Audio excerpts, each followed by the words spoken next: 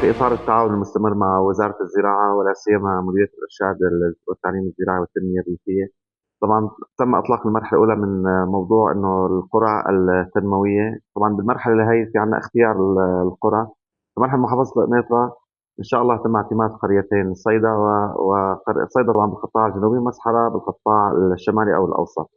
طبعا اختيار هدول القرى تم بناء على معايير متعددة، من أهمها أنه هي القرى تضررت بالظروف الحرب، في انخفاض بالإنتاجية سواء كان القطاع النباتي أو القطاع الحيواني بالشقين، يعني النباتي والحيواني. طبعا احنا بشكل عام محافظة قرانا كلها كانت صار فيها ضرر، وأخيرا خاصة بالتوغل الإسرائيلي اللي صار بالمحافظة. طبعا بناء على هي المعايير إن شاء الله تعالى بالتعاون مع المجتمع المحلي راح يتم اختيار هي القرى، اختيار كمان أيضا من المجتمع مين يمثل هي القرى، من أجل وضع برامج زمنية الهدف الأساسي إطلاق مشاريع زراعية أو مشاريع تتعلق بالثروة الحيوانية كخطوة أولى، تنمية هي القرى والتخفيف والحد ما أمكن من الأضرار اللي نتيجة الحروب والظروف تعرض لها هاي المناطق.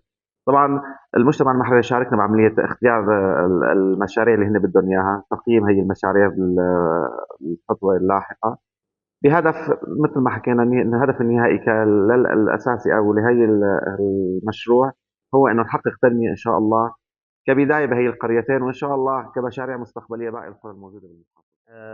طبعا نحن قمنا بدورنا بالاجتماع معهم بتقديم النقص عنا والنقص الموجود بالبلد والدمار، وأعطيناهم معلومات كاملة. هم بدورهم بيقوموا بإيصال هاي المعلومات للوزارة، واقتراح المشاريع التنموية للبلد، وإن شاء الله فيها خير كثير للبلد. وزارة الزراعة اختارت قرى تنموية في محافظة قنيطرة، ومن القرية اختارتها قرية مسحرة.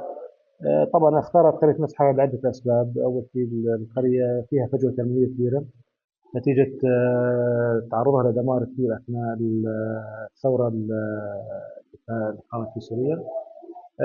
تضرر الأبنية، تضرر شبكات الصرف الصحي بشكل كبير، تضرر هجرة السكان، البنية التحتية سيئة كثير في هذه القرية هاي.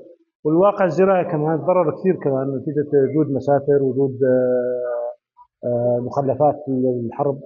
فكل هالأسباب هاي أدت لاختيار المسحرة كقرية تنموية للعمل على تحسين الأوضاع العامة والبنية التحتية في هذه القرية.